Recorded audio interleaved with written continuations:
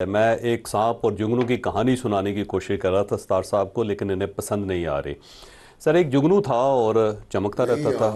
چمکتا رہتا تھا جگنو۔ کیسے پتا چلا کہ پسند آ رہی ہے کہ نہیں آ اب رہی؟ میں ناظرین کو شامل کروں پھر اس کے بعد۔ تو ایک جگنو تھا اور وہ چمک رہا تھا، اور ایک سانپ اس کے خلاف ہو گیا۔ اب سانپ جو ہے نا اس جگنو کے پیچھے پیچھے، جگنو آگے آگے، وہ چمک رہا ہے، چمک رہا ہے، اور بہت زیادہ تھک گیا جگنو کہ یار یہ میں جہاں جاتا ہوں میرے پیچھے آ جاتا ہے اور مجھے مارنا چاہتا ہے۔ تو وہ سانپ کے پاس چلا گیا، سانپ کے پاس جا کے کہنے لگا، حضور بات یہ ہے آپ اپنی جسامت دیکھیں، میرا چھوٹا سا وجود ہے، یہ ہے، اگر آپ مجھے کھا جائیں گے تو آپ کی بھوک تو ختم نہیں ہوگی۔ دوسرا یہ ہے کہ آپ کی اور میری ناراضگی کیا ہے جس کی وجہ سے آپ میرے پیچھے لگے ہوئے ہیں۔ میں نہ آپ کو نقصان پہنچا سکتا ہوں، نہ میں نے آج تک کوئی نقصان پہنچایا ہے، اور اگر آپ مجھے مار کے کھا بھی جائیں گے تو آپ کو کوئی فرق بھی نہیں پڑے گا۔ آخر اختلاف کیا ہے؟ آخر آپ کا اور میرے موقف جو ہے نا اس کے اندر کیا فرق ہے جس کی وجہ سے آپ میرے پیچھے لگے ہوئے ہیں؟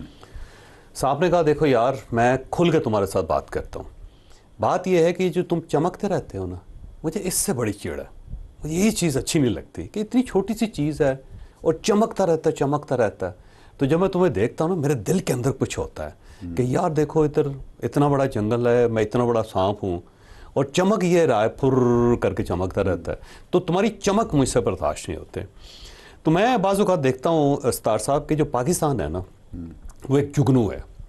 اور یہ جو جگنو ہے اس کی جو چمک ہے نا وہ دنیا کو پسند نہیں ہے، اور ایک تو باہر والی دنیا کو پسند نہیں ہے، اور کچھ سانپ ایسے ہیں جو پاکستان کے اندر بیٹھے ہوئے ہیں، اور ان سانپوں کو بھی یہ جگنو اچھا نہیں لگتا۔ اب دیکھیں نا پاکستان کی اٹھان دیکھیں کہ 14 اگست اور 15 اگست کا جو کنفلکٹ ہے وہاں سے پاکستان سٹارٹ ہوا ہے۔ مثلا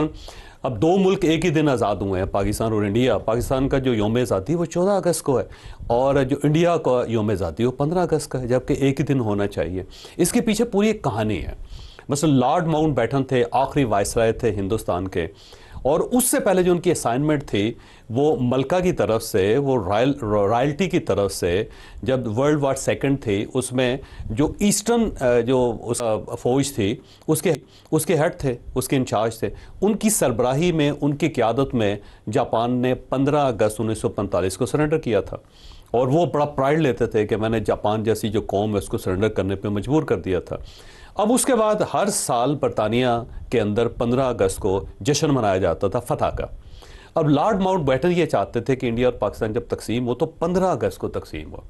تاکہ یہ جو جشن ہے اس کے ساتھ لارڈ ماؤنٹ بیٹن کے نام 2 مرتبہ آئیں، کہ ایک مرتبہ جاپان کو سرنڈر کیا اور دوسری مرتبہ انہوں نے انڈیا کو تقسیم کیا۔ اور جب یہ تجویز قائد اعظم محمد علی جناح صاحب کے سامنے رکھی گئی تو انہوں نے کہا بالکل نہیں، ہم کسی دوسرے ملک کی شکست کے دن کو پاکستان کی بنیاد کا دن نہیں بنانا چاہتے۔ قائد اعظم نے صاف انکار کر دیا، اور یہ اس کے بعد ظاہر ہے نہرو صاحب مان گئے، نہرو صاحب نے 15 اگست کو رکھ لیا، قائد اعظم محمد علی جناح نے 14 اگست رکھ لیا، یعنی اس پاکستان کی بنیاد جو تھی وہ بھی جگنو کی طرح چمکنے سے ہوئی۔ اور ہم نے اس وقت بھی جاپان جیسے ملک جو تھا اس کی عزت کی۔ جاپنیز آج بھی اس واقعے کو انڈرسٹینڈ کرتے ہیں، یاد رکھا ہوا انہوں نے، اور پاکستان کی عزت کرتے ہیں۔ اور اس کے ساتھ ساتھ جب پاکستان بن گیا تو تاوان جنگ جو تھا، وہ ظاہر ہے جو ملک فتح ہوتا ہے وہ تاوان جنگ ادا کرتا، تو جاپان تاوان جنگ ادا کرتا تھا برطانیہ کو، پاکستان کا چھٹا حصہ بنتا تھا، کیونکہ اس کی وجہ یہ ہے کہ جو جنگ ہوئی تھی اس کے اندر اس سائیڈ کے مسلمان سولجر بھی شامل تھے، چھٹا حصہ پاکستان کا ملنا نہ تھا۔ اور اس زمانے میں جب نظام آف حیدرآباد سے پیسے لے کے پاکستان میں سرکاری ملازموں کو تنخواہیں دی جاتی تھی، یا نواب آف بہاولپور سے پیسے ادھار لے کے تنخواہیں دی جاتی تھیں، قائد اعظم محمد علی جناح نے وہ چھٹا حصہ لینے سے انکار کر دیا، اور جاپان کو معاف کر دیا کہ بالکل نہیں، آپ کے ساتھ پہلے بڑا ظلم ہوا ہے، اور ہم اگر یہ پیسہ وصول کریں گے تو ہم ظالموں کے اندر شریک ہو جائیں گے۔ اور جاپنیز نے آج تک اس چیز کو تسلیم بھی کیا، اور انہوں نے کہا یار کمال لوگ ہیں کہ ان کے پاس پیسے نہیں تھے، ایون جو پیپر ہوتے تھے سرکاری اس کو پن کرنے کے لیے کیکر کے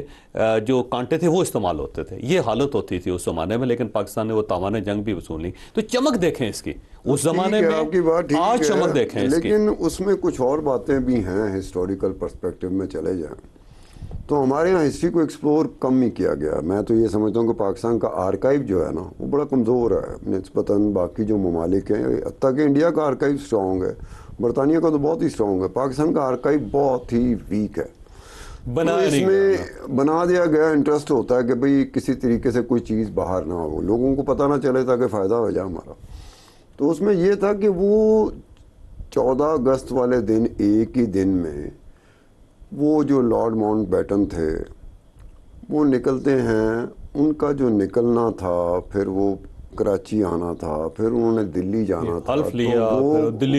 پھر دلی گئے۔ وہ کہتے ہیں کہ وہ ایک دن میں وہ پاسبل نہیں تھا۔ دیکھو حالانکہ ڈیوائیڈ ہو گیا نا ملک، ڈیکلریشن ہو گیا۔ اس کے علاوہ جو ایک اور ہسٹری اس کو بھی ایکسپلور نہیں کیا گیا، اس کو بھی ہم نے اس طرح جیسے جانچنا چاہیے نا، پرکھنا چاہیے، کھوج لگانی چاہیے، ہم اس میں بھی نہیں گئے کہ اس دن تھا 27ویں رمضان تھا، لیلۃ القدر تھی، 14 اگست والے دن لیلۃ القدر تھی، 27ویں رمضان تھا۔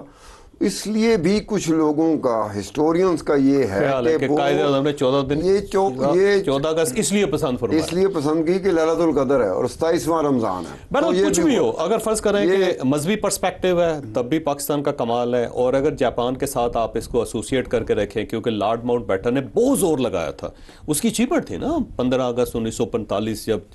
سرنڈر کیا گیا جاپان کی طرف سے، اور وہ چاہتا تھا کہ اسی دن، بہرحال کچھ بھی ہو سکتا ہے ویریشن، لیکن